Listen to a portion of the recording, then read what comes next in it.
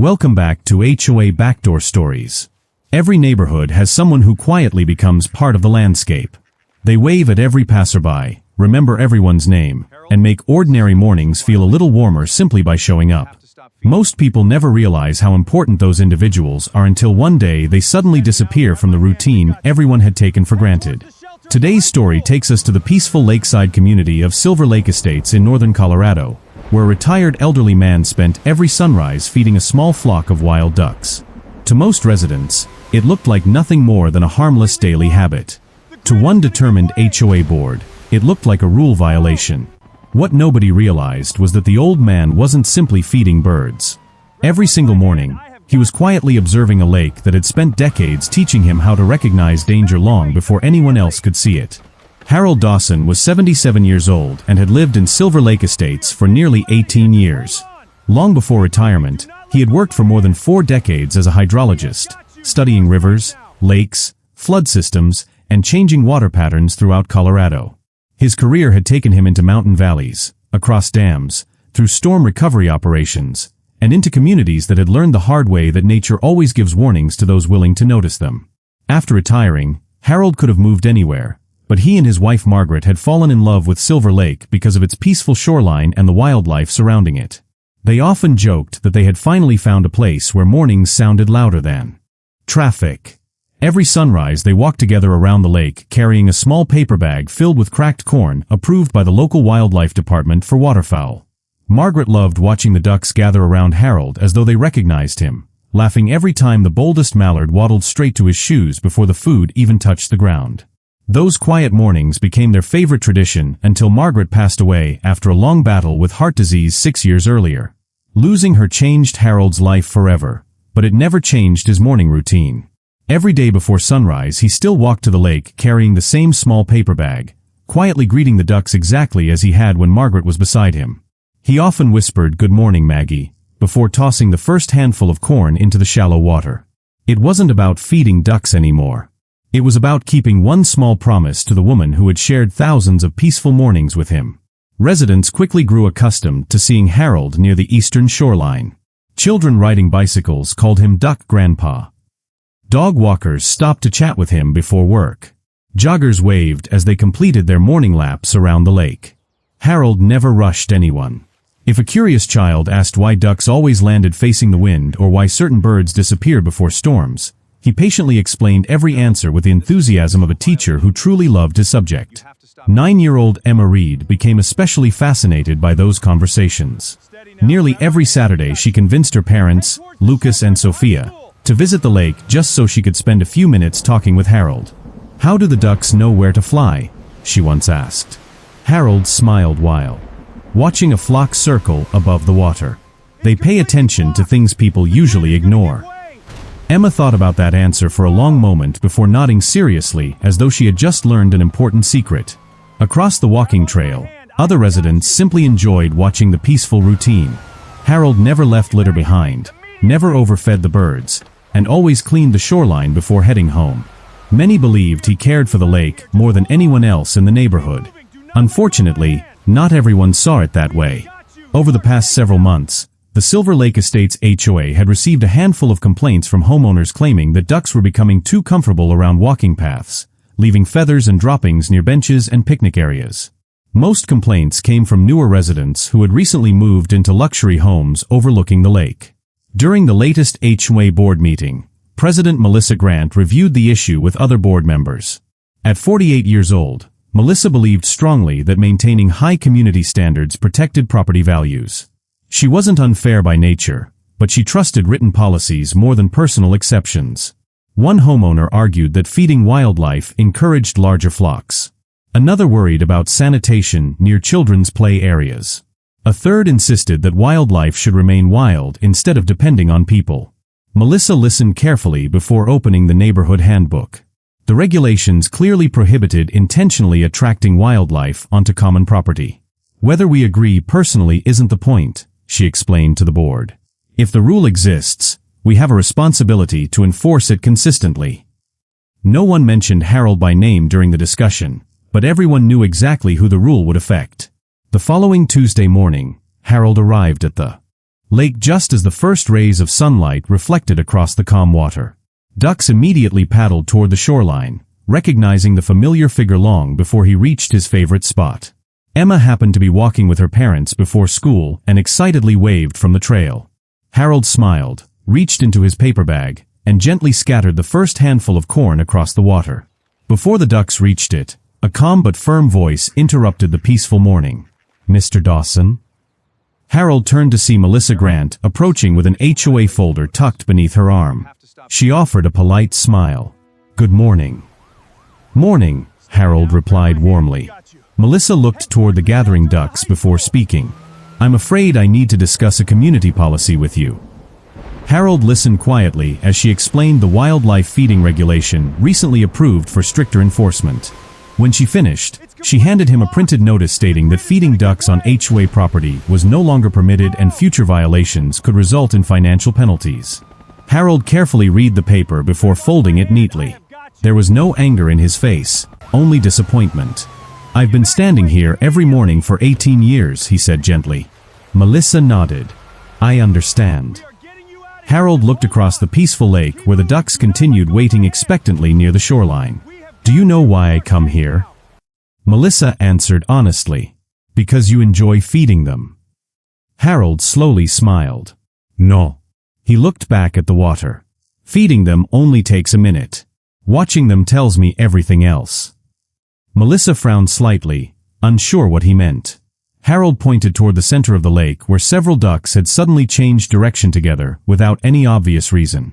"Nature is always talking," he said quietly. "Most people just stop listening." Melissa glanced toward the birds before returning her attention to the policy notice. "I'm sorry, Mr. Dawson, but the rule still applies." Harold nodded respectfully. "I know you're doing your job."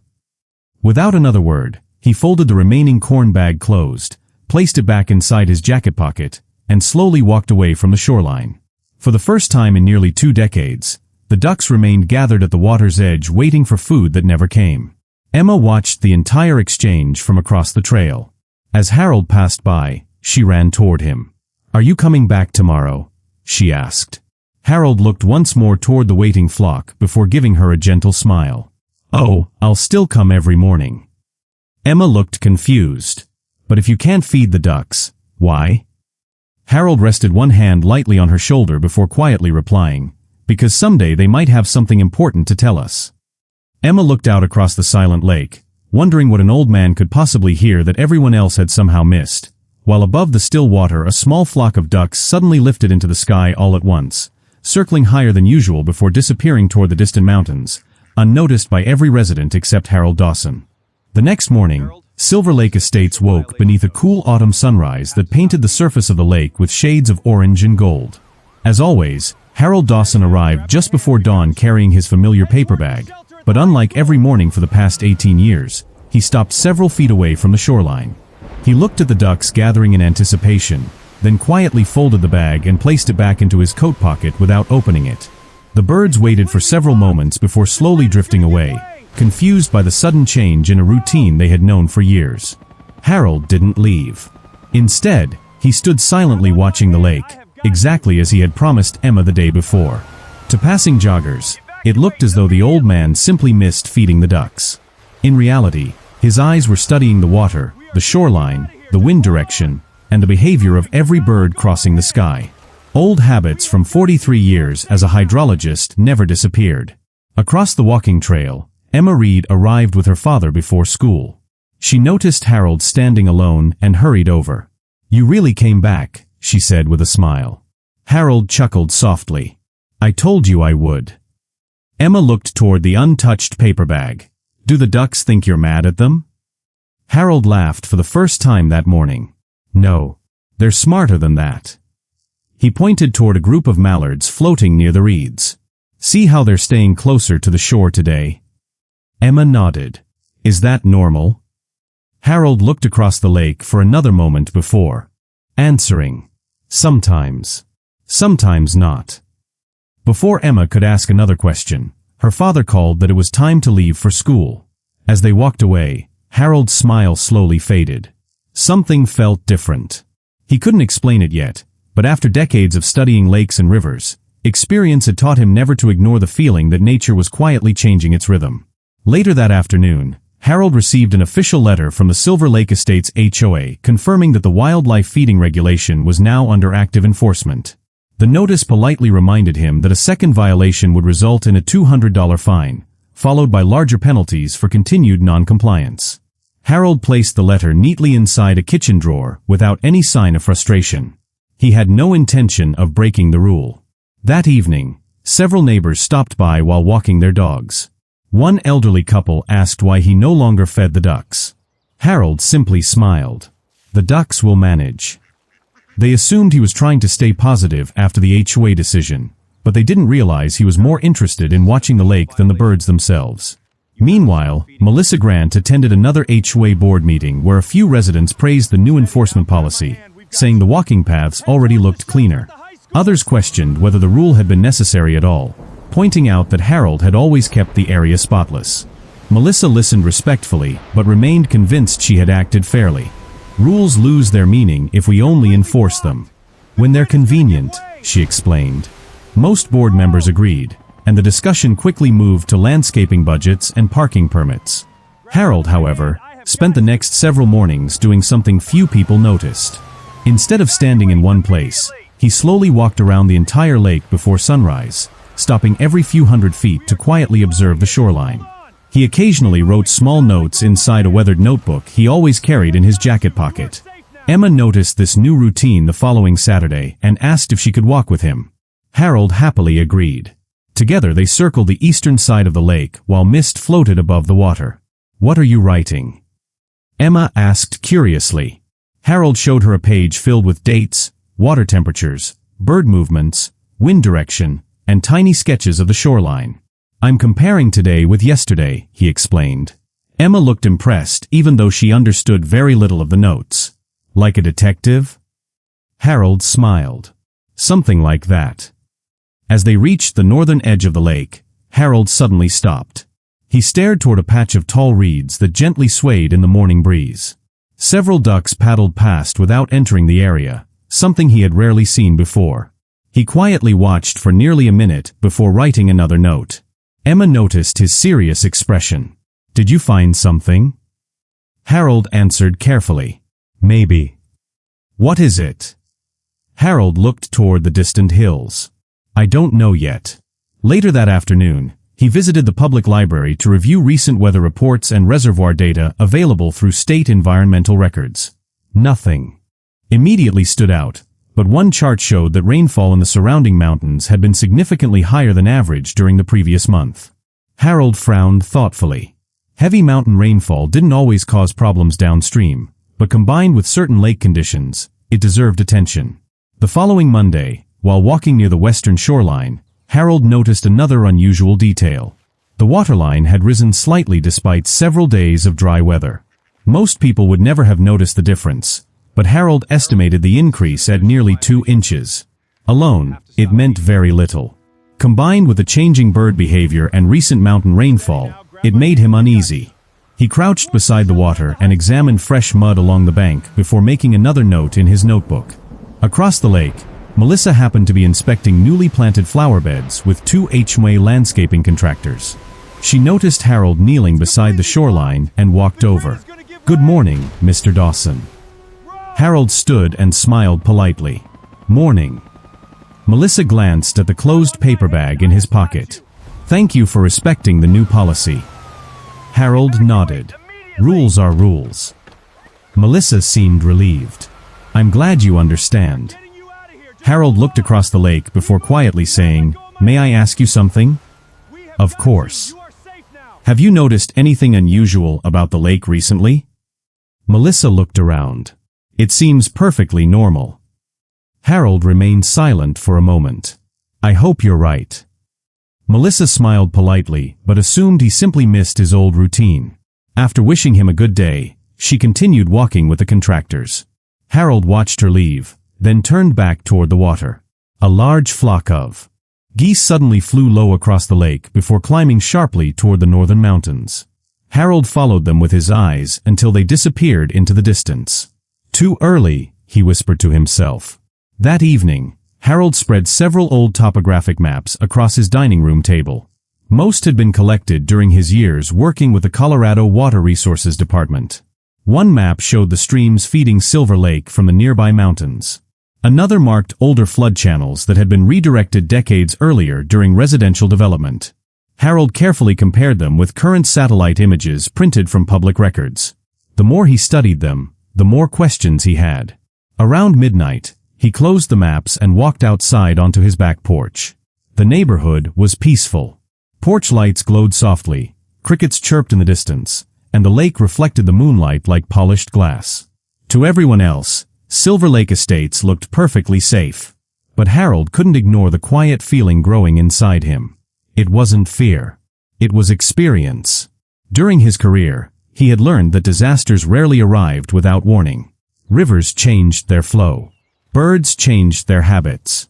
Water levels shifted for reasons invisible to most people. Nature always left clues. The challenge was recognizing them before it was too late.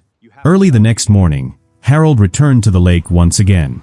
As the first sunlight touched the shoreline, he noticed something that made him stop walking altogether. Nearly every duck on the eastern side of the lake had gathered unusually close together, facing the same direction toward the narrow channel connecting Silver Lake to the mountain runoff stream. None of them were feeding. None of them were making their usual morning calls. They simply floated in complete silence, watching the water.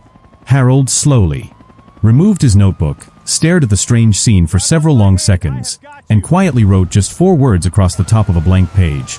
Something is changing fast. The word "something is changing fast" stayed in Harold Dawson's mind long after he closed his weathered notebook. During his 43 years as a hydrologist, he had learned never to jump to conclusions. One unusual sign could simply be coincidence. 2 signs deserved attention. But when several unrelated changes began appearing together, experience demanded action. As the sun slowly climbed over Silver Lake Estates, Harold continued walking around the shoreline, carefully observing everything that most people passed without a second glance. The ducks remained unusually quiet. A pair of great blue herons that normally hunted along the eastern reeds had disappeared entirely.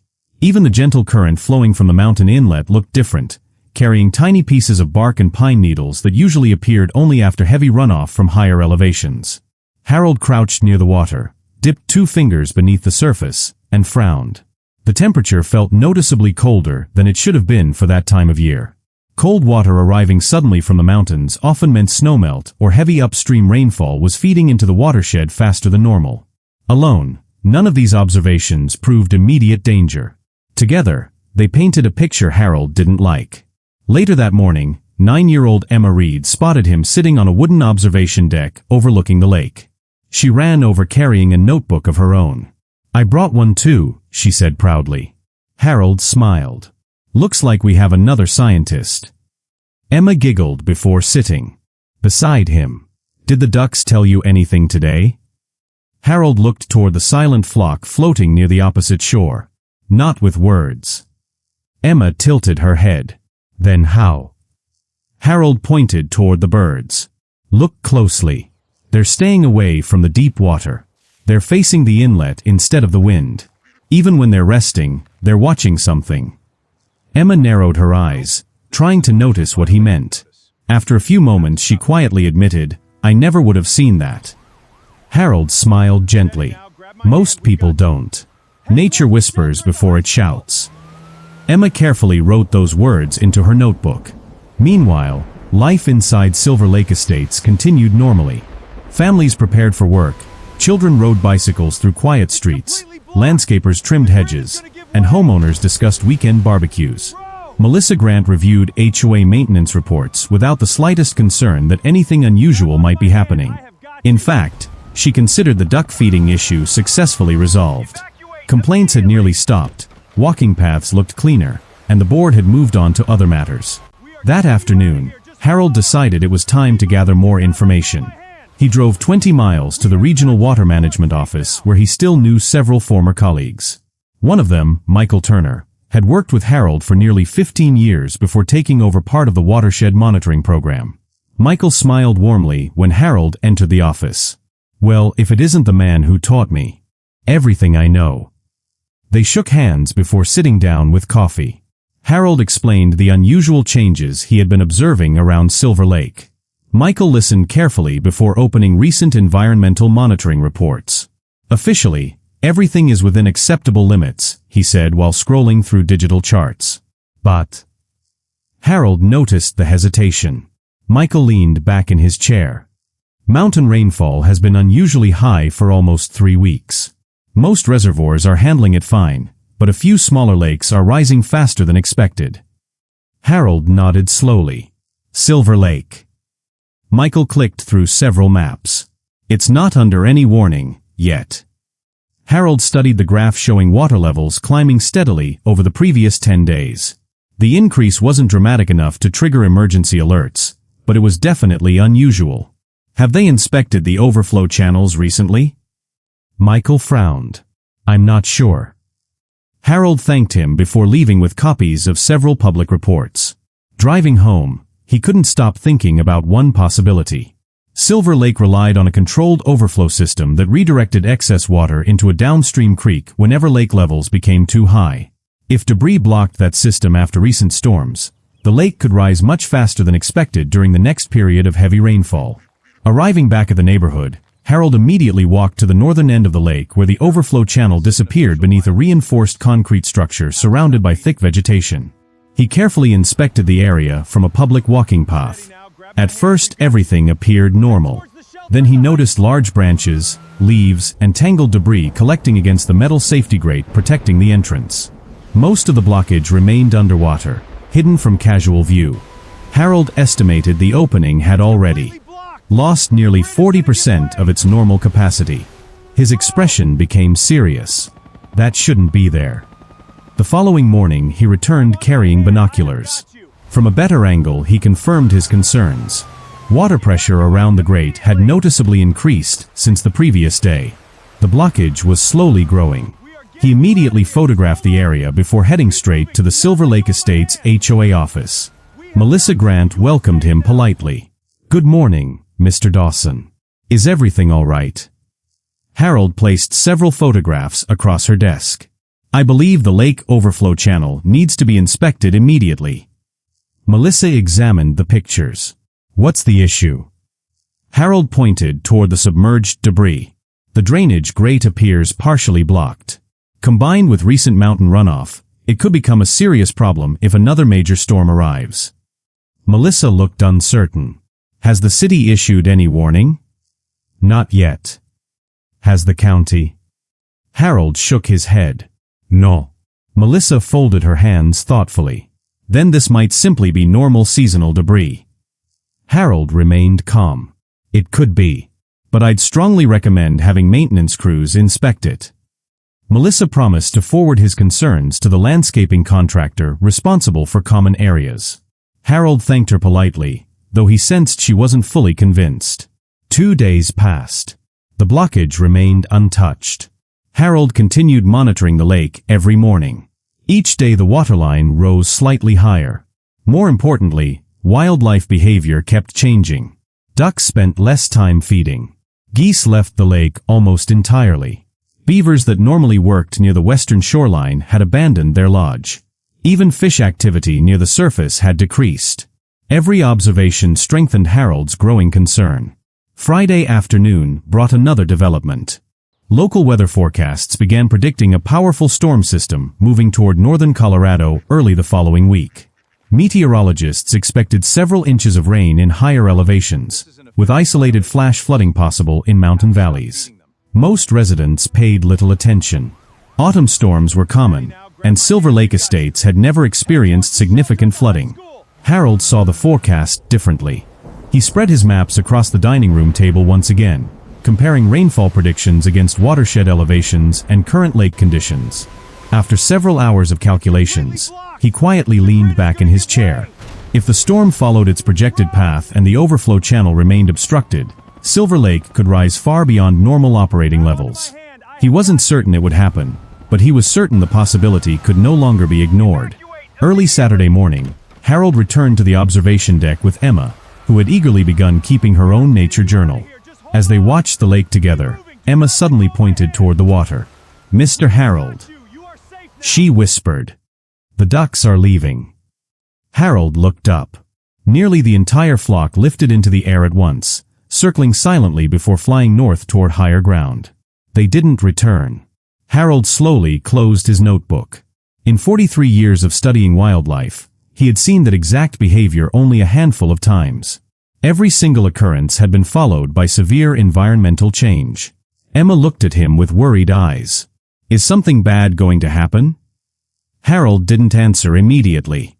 Instead, he looked toward the dark clouds beginning to gather over the distant mountains. Then, with quiet determination, he stood up and slipped his notebook into his jacket. "I hope not," he said softly. "But I'm done waiting for someone else to notice." As thunder rumbled faintly beyond the peaks, Harold turned toward the neighborhood, already knowing his next stop would not be the HOA office, but the Silver Lake Police Department, where he intended to convince anyone, that nature had already begun sounding an alarm that the rest of the community still couldn't hear. Dark clouds gathered above the Rocky Mountains as Harold Dawson parked outside the Silver Lake Police Department early Saturday afternoon. A cool wind carried the scent of rain through the nearly empty parking lot, and distant thunder rolled across the valley. Clutching his weathered notebook beneath one arm, Harold walked inside with calm determination. He wasn't there to create panic or demand attention. He simply wanted someone in authority to listen before the approaching storm turned his concerns into reality. At the front desk, Officer Ethan Cole looked up from his computer and greeted him politely. "Good afternoon, sir. How can I help you?" Harold introduced himself before carefully explaining everything he had observed over the past 2 weeks. The unusual rise in water levels, the changing wildlife behavior, the blocked overflow channel, the recent mountain rainfall, and the storm forecast expected to arrive within 48 hours. Ethan listened respectfully without interrupting. When Harold finished, the officer leaned back thoughtfully. "Mr. Dawson, have any state agencies issued a flood advisory?" Harold shook his head. "Not yet." "Has the county emergency office contacted us?" "No." Ethan sighed quietly. "I understand why you're concerned, but without an official warning or visible danger, there's very little we can legally do." Harold nodded. He had expected that answer. "Then at least come look at the overflow channel with me." Ethan hesitated for a moment before replying, "I'm finishing my shift in 30 minutes. I'll meet you there." Harold thanked him and left without another word. Exactly half an hour later, Ethan arrived at Silver Lake with his patrol SUV. Harold was already waiting near the northern shoreline. Together they walked along the public trail toward the reinforced concrete overflow structure hidden beneath dense trees. At first glance, everything looked peaceful. Families strolled around the lake, children rode bicycles, and fishermen cast lines into the calm water. Ethan looked around and smiled slightly. Hard to imagine anything dangerous happening here. Harold didn't respond. Instead, he led the officer to the edge of the overflow channel and handed him a pair of binoculars. "Look beneath the surface." Ethan adjusted the focus. His expression slowly changed. The metal grate protecting the drainage tunnel was almost impossible to see beneath a thick mass of branches, leaves, and storm debris. Water rushed against the obstruction with noticeably stronger pressure than expected. Harold quietly explained, "That grate should be almost completely visible. If the opening continues closing during heavy rainfall, the lake won't release water fast enough." Ethan lowered the binoculars and looked at the lake more carefully. How serious could it become? Harold answered honestly. If the forecast changes and rainfall stays moderate, maybe nothing happens. But if the mountains receive the amount they're predicting... He paused before finishing. The lower half of Silver Lake Estates could flood within hours. Ethan remained silent. Although he wasn't a hydrologist, he trusted Harold's calm professionalism. This wasn't someone making wild guesses. It was an experienced scientist describing a possibility based on decades of observation. Back at the station, Ethan prepared a brief report recommending that the city's Public Works Department inspect the overflow system as a precaution. The report reached emergency management before evening, but because no official flood warning existed, the inspection was scheduled for Monday morning, after the storm was expected to arrive. Harold read the update online that night and quietly closed his laptop. Monday would be too late. By Sunday afternoon, the weather forecast became more alarming. Meteorologists upgraded the approaching storm, predicting intense rainfall across higher elevations and warning that mountain streams could rise rapidly overnight. Local news advised residents to avoid unnecessary travel, but still made no mention of Silver Lake specifically. Most families simply stocked up on groceries and planned to stay indoors until the weather passed. Around sunset, Harold walked once more to the lake. The shoreline had changed again. Water covered sections of grass that had remained dry all summer. Floating debris collected near the blocked overflow channel faster than ever. Then Harold noticed something that made his heartbeat quicken. Along the western bank, muskrats and beavers were abandoning their dens, moving toward higher ground. Waterfowl had almost completely disappeared. Nature wasn't whispering anymore. It was shouting. Harold immediately called Officer Ethan Cole. "You need to come now." 20 minutes later, Ethan arrived with another patrol officer. One look at the shoreline convinced him conditions had changed dramatically since the previous day. He radioed dispatch requesting immediate contact with City Public Works and Emergency Management. Before anyone could respond, the first heavy drops of rain began falling across the lake. Within minutes, the gentle shower transformed into a relentless downpour. Wind whipped across the water while thunder echoed through the valley. Harold stared at the overflow channel through sheets of rain. The blockage had become even worse. Entire tree branches, now pressed against the grate as muddy runoff surged from the mountains. Ethan received an update over the radio. Heavy flooding reported upstream. Several mountain roads already closed. Harold looked toward the dark hills. The runoff is coming. Less than an hour later, Silver Lake's water level rose visibly. Sidewalks closest to the shoreline disappeared beneath shallow water.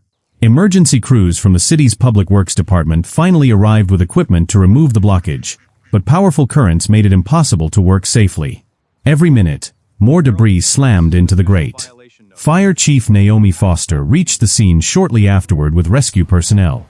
She quickly assessed the situation alongside Harold and Ethan. Harold pointed toward the overflowing channel. "If that grate fails completely, the lake will spill over the southern embankment." Naomi looked at neighborhood maps inside her emergency vehicle. The lowest streets of Silver Lake Estates lay directly in the potential flood path. She immediately contacted County Emergency Management, requesting authorization for precautionary evacuations. The answer came back within minutes. Approved. Sirens began sounding throughout the neighborhood. Police cruisers drove slowly through residential streets using loudspeakers. "Attention residents of Silver Lake Estates. Due to rapidly rising water levels, a precautionary evacuation has been ordered for all homes south of Silver Lake Boulevard. Please leave immediately and follow emergency personnel."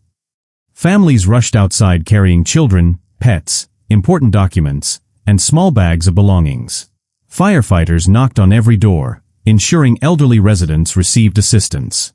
Officer Ethan Cole personally helped a wheelchair-bound couple into a rescue vehicle while volunteers guided traffic toward higher ground. Rain continued pounding the neighborhood without mercy.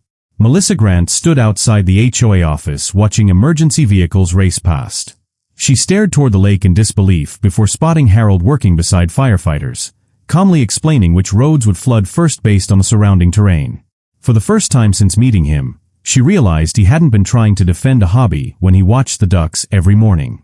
He had been reading the language of nature. As another deafening clap of thunder echoed across the valley, a loud metallic groan came from the direction of the overflow channel. Everyone turned at once. The blocked grate shuddered violently under the pressure of thousands of gallons of rushing water, while the lake continued rising inch by inch. Fire Chief Naomi Foster looked toward Harold. "How much time do we have?" Harold watched the water for a long tense moment before quietly answering, "Not enough." The rain fell harder than anyone in Silver Lake Estates had ever witnessed.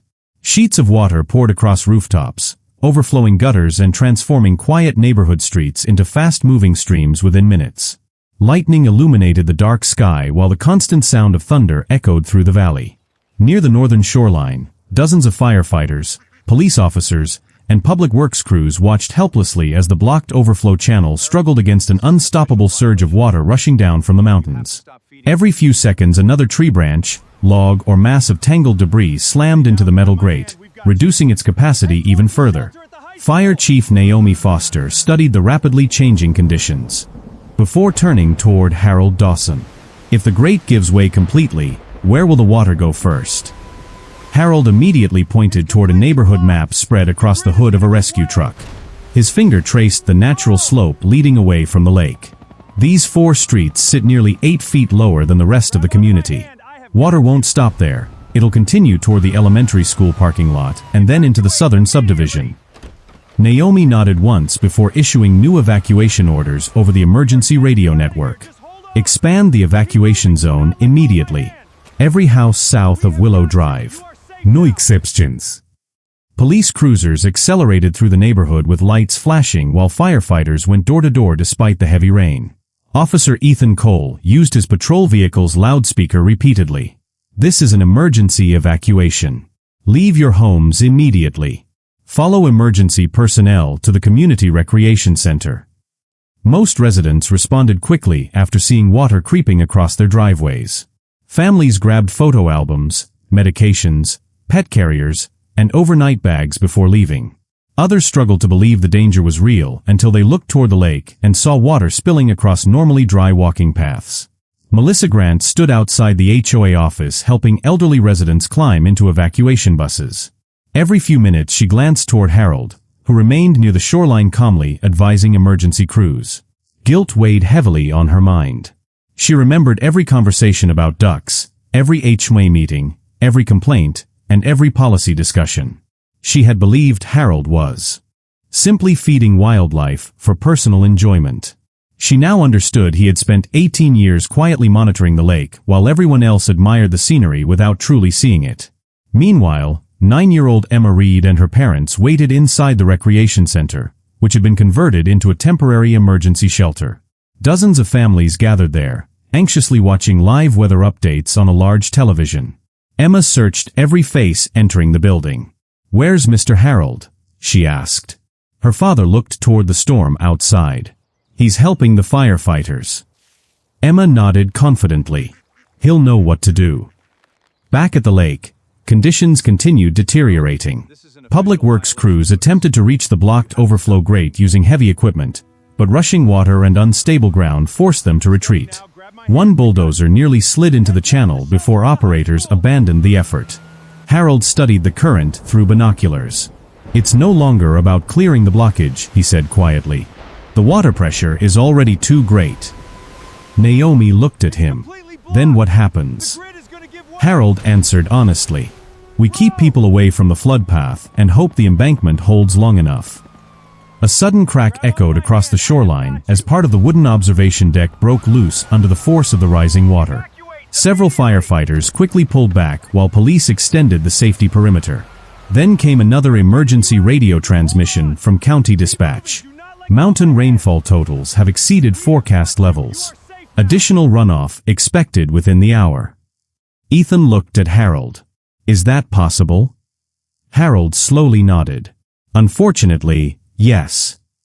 Less than 20 minutes later, the lake reached a level it had not seen in decades. Water began flowing over the southern embankment in several places, first as narrow streams, then as powerful currents racing downhill toward the lowest section of Silver Lake Estates. Sirens echoed through the community as emergency crews redirected traffic away from flooded intersections. Firefighters used inflatable rescue boats to reach several homes where elderly residents had delayed evacuating. Officer Ethan Cole personally carried a frightened golden retriever through knee-deep water after its owners became trapped inside their garage. Everywhere people looked, emergency personnel worked without stopping despite exhausting conditions. Inside the recreation center, television stations interrupted regular programming with live aerial footage of Silver Lake Estates. Helicopter cameras showed floodwater spreading across several streets exactly as Harold had predicted earlier that afternoon. Reporters explained that emergency evacuations had been completed just before conditions became too dangerous for normal travel. One journalist commented that the early warning likely prevented significant injuries or loss of life. Emma smiled quietly as she watched the screen. "The ducks told him," she whispered. Nearby adults exchanged puzzled looks, but Lucas simply smiled. In a way, they did. Around midnight, the storm finally began moving east. Rainfall gradually weakened, though floodwater continued flowing through the southern section of the neighborhood for several more hours before slowly receding. By sunrise, the worst had passed. The damage was significant. Several streets remained underwater, dozens of basements had flooded, fences were destroyed, landscaping had washed away, and vehicles parked in low areas suffered heavy damage. Yet when emergency officials completed their first assessment, one remarkable fact stood above everything else. Not a single resident had lost their life. No one was seriously injured. County Emergency Director Susan Keller arrived later that morning to inspect the flooded neighborhood. After reviewing the timeline of events, she met with Fire Chief Naomi Foster, Officer Ethan Cole, and Harold Dawson beside the lake. If evacuations had started even 1 hour later, she said, families would have been trapped inside those homes. Naomi nodded. We acted because Mr. Dawson convinced us to take another look. Susan turned toward Harold. How did you know? Harold looked across the calm lake, now beginning to settle after the storm. I didn't know, he replied honestly. I recognized the warnings. Reporters gathered nearby immediately asked him to explain. Harold pointed toward the empty shoreline where ducks normally gathered every morning. People think I came here to feed birds. He smiled softly. The birds were simply teaching me to pay attention. News footage of the interview spread quickly across Colorado. Residents who had once laughed at the elderly man carrying a paper bag every morning now realized he had spent decades studying the lake with the eyes of a scientist rather than the habits of a hobbyist. Melissa Grant watched the interview from outside the damaged HOA office. She quietly folded the original wildlife feeding policy and slipped it into her briefcase. For the first time since becoming HOA president, she admitted to herself that following regulations without understanding the people behind them could sometimes leave a community blind to the wisdom it already possessed. As emergency crews continued cleaning debris from flooded streets, Emma finally spotted Harold walking toward the recreation center. Without hesitation, she ran across the parking lot and hugged him tightly. You saved everybody, she said. Harold gently smiled and looked toward the lake where the first rays of morning sunlight reflected across the quiet water. No, he answered softly. Nature warned us. He paused for a moment before adding, this time, we finally listened. But while residents celebrated their safety, another surprise was quietly unfolding.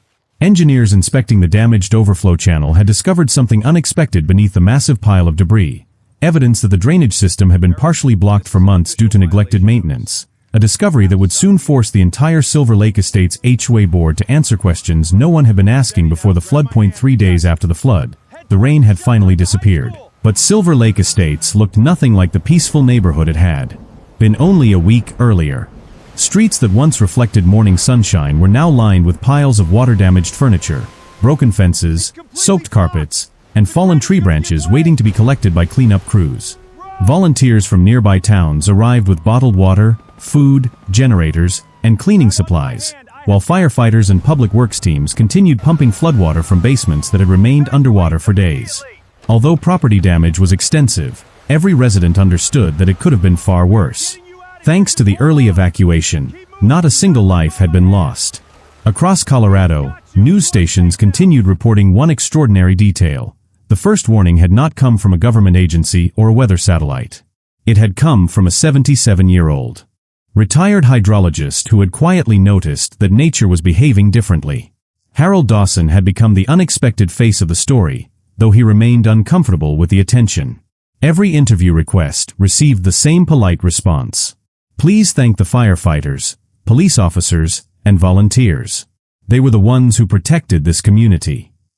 Nevertheless, journalists continued arriving at Silver Lake because everyone wanted to understand how one elderly man had recognized danger before official systems issued any alerts.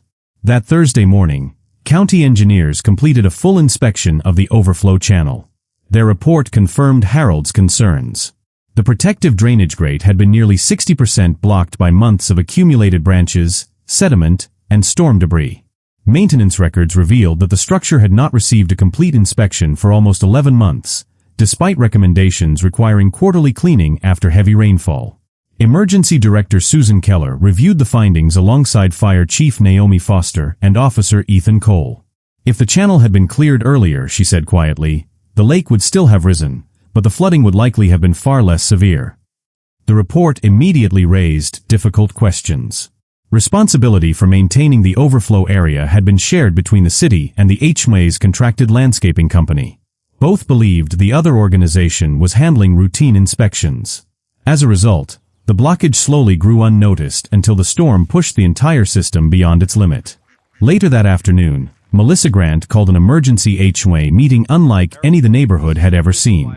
The community center overflowed with residents, reporters, city officials, and emergency responders. Television cameras lined the back wall while local newspapers prepared for what many expected to become a heated confrontation. Melissa walked to the podium carrying several folders, but spoke without opening them. "Before we discuss reports, contracts, or responsibilities," she began, "there is something that must be said first." She paused, looking directly toward Harold, who sat quietly beside Emma Reed and her family near the front row. "Mr. Dawson, several weeks ago you tried to warn us. You asked us to inspect the overflow channel. You explained your concerns calmly and respectfully. I heard your words, but I failed to understand their importance." The room fell completely silent. Melissa continued, her voice steady but sincere. "As HOA president, I focused on enforcing a rule instead of listening to the experience of someone who had spent a lifetime studying the very lake our community was built around. For that mistake, I offer you my deepest apology." She stepped away from the podium, walked across the room, and extended her hand. Harold stood and shook it warmly. "We're all here to protect the same neighborhood," he replied gently. The audience erupted into applause. When the room settled again, county engineers presented their findings, explaining exactly how the blocked drainage system had contributed to the flooding. Although no single organization carried complete responsibility, the investigation made one fact undeniable: Harold's warning had arrived early enough to prevent a far greater disaster if it had been fully investigated the moment he raised it. Officer Ethan Cole then addressed the audience. "When Mr. Dawson first came to the police department, there wasn't enough official evidence for emergency action. But he asked me to come look anyway. That decision changed everything. Sometimes good policing begins with simply taking the time to listen." Fire Chief Naomi Foster nodded in agreement. "Our firefighters performed incredibly that night, but we were able to prepare because someone recognized the danger before we did." One by one, residents stood to share their own experiences from the evacuation. An elderly couple thanked officers who had helped them leave safely before floodwater reached their home. A young family described how firefighters carried their newborn baby through heavy rain to an evacuation bus. Volunteers received standing ovations for working through the night despite dangerous conditions. Finally, Emma Reed walked nervously to the microphone holding the small notebook Harold had encouraged her to keep. She looked around the crowded room before opening it to the very first page. "Mr. Harold told me something," she said softly. He said, "Nature whispers before it shouts." She looked toward Harold and smiled. "I think we should listen better." Many people quietly wiped away tears. Even reporters lowered their cameras for a moment as the room filled with heartfelt applause. After the public comments ended, Melissa introduced several major proposals unanimously approved by the HOA board. First, the wildlife feeding ban would be completely rewritten in cooperation with state wildlife experts, allowing carefully managed educational feeding events rather than an absolute prohibition. Second, the HOA would create a permanent environmental advisory committee made up of local residents with backgrounds in science, engineering, conservation, and emergency management to review environmental concerns before policy decisions were made. Third, the community approved funding for annual inspections of the lake, overflow system, and surrounding drainage infrastructure far beyond the previous maintenance schedule. Finally, Melissa smiled toward Harold before announcing the last proposal. With the unanimous support of the board, the Eastern Shoreline Observation Deck will officially be renamed Harold's Point Nature Overlook, honoring the man whose experience and dedication helped save this community. The room immediately rose for another standing ovation. Harold looked genuinely overwhelmed. He slowly approached the microphone once more. "I appreciate this honor," he said, "but I'd like to ask for one small change." Everyone listened carefully. Harold smiled warmly. "Don't make it about me. Make it about paying attention. If children come here years from now, I hope they remember that nature is something to understand, not just something to admire." Melissa nodded without hesitation. Then that's exactly what we'll do. The revised dedication would include an educational display explaining local wildlife, water systems, flood safety, and the importance of environmental observation. As the meeting ended, residents gathered around Harold to thank him personally. Yet he insisted on introducing each person to firefighters, police officers, emergency dispatchers, and volunteers who had worked tirelessly throughout the flood. Heroes are never alone, he reminded them. Outside, the evening sun reflected across the recovering lake. Construction crews had already begun removing damaged debris from the overflow channel, while engineers installed improved monitoring equipment that would automatically report rising water levels in the future. Standing beside Emma, Harold quietly watched a small flock of ducks return to the shoreline for the first time since before the storm. Emma smiled excitedly. "They're back." Harold nodded. "Yes," he whispered. "And I think they're telling us the lake is finally breathing again." Little did the gathered residents know, the following weekend the community would return to that same shoreline, not to discuss flood damage or emergency reports, but to celebrate a new beginning that would transform Silver Lake Estates forever. 1 week after the flood, the skies above Silver Lake Estates were clear once again. The air carried the fresh scent of pine trees washed clean by the storm, while gentle morning sunlight shimmered across the calm surface of the lake. Most of the floodwater had disappeared, damaged roads had reopened, and the steady noise of construction equipment was gradually being replaced by the familiar sounds of birds returning to the shoreline. Although signs of the disaster could still be seen in freshly repaired gardens and stacks of replacement building materials outside several homes, the neighborhood no longer felt defined by what it had lost. Instead, it had begun to recognize what it had been fortunate enough to keep: its people. Residents gathered near the eastern shoreline where a newly rebuilt wooden observation deck overlooked the lake. Families filled the walking paths, children carried small American flags provided by the community, firefighters parked their engines nearby for photographs with local kids, police officers greeted neighbors they had helped evacuate, and volunteers who had spent countless hours cleaning homes were welcomed with heartfelt applause. Local television stations broadcast the ceremony live across Colorado, describing it not as a celebration of a single individual, but as the story of an entire community that had learned the value of listening before it was too late. At the center of the gathering stood a covered bronze plaque waiting to be unveiled. Melissa Grant stepped to the microphone, looking across the crowd before taking a deep breath. "A few weeks ago," she began, "I believed leadership meant making sure every rule was followed equally. The flood taught me something much more important. Good leadership also means recognizing wisdom, especially when it comes from someone whose experience cannot be measured by a policy manual." She turned toward Harold Dawson, who stood quietly beside Emma Reed and her family. "Mr. Dawson, thank you for reminding all of us that knowledge, patience, and kindness are some of the greatest resources any neighborhood can have." The audience applauded warmly as Melissa invited Harold to join her beside the plaque. Together they pulled away the blue cloth covering it. Engraved into polished bronze were the words, "Harold's Point Nature Overlook," dedicated to the spirit of observation, community, and respect for nature. May future generations remember that protecting a neighborhood begins by paying attention to the world around us. Beneath the dedication, a second panel explained local wildlife, lake ecology, emergency flood awareness, and the importance of preserving natural habitats. Harold read the inscription quietly before smiling. "Margaret would have loved this," he whispered. Emma, standing beside him, gently slipped her hand into his. "I think she already does." Harold looked toward the lake with grateful eyes but said nothing more. Following the ceremony, Fire Chief Naomi Foster presented certificates of appreciation to firefighters, police officers, emergency dispatchers, public works crews, and volunteers whose coordinated efforts had protected hundreds of residents during the evacuation. Officer Ethan Cole received special recognition for taking Harold's concerns seriously even before official warnings existed. Ethan accepted the certificate with a modest smile. "The real lesson," he told the crowd, "is that experience deserves respect. Sometimes the most valuable information doesn't arrive through a computer screen. Sometimes it comes from someone who's been quietly paying attention for years." Laughter and applause echoed through the audience.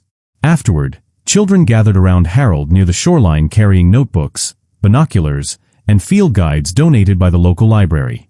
Emma proudly held up her own journal. "Mr. Harold," she asked, "are you still going to come every morning?" Harold smiled warmly. "Every single morning." One little boy raised his hand. "Will you feed the ducks again?" Harold looked toward the small flock now swimming peacefully across the lake. He reached into his familiar paper bag and held up a handful of cracked corn before gently smiling. "Only on special education mornings," he said. "The wildlife experts helped us make new rules." The children laughed excitedly.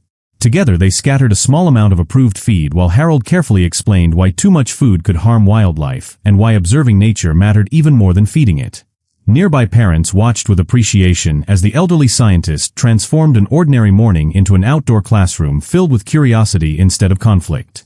Melissa Grant quietly observed the scene from a distance. She realized the neighborhood had gained something much more valuable than cleaner walking paths or stricter policies. It had gained a stronger sense of community. Over the following months, Silver Lake Estates introduced several new traditions inspired by the events of the flood. Seasonal nature walks became popular family activities. Emergency preparedness workshops attracted record attendance.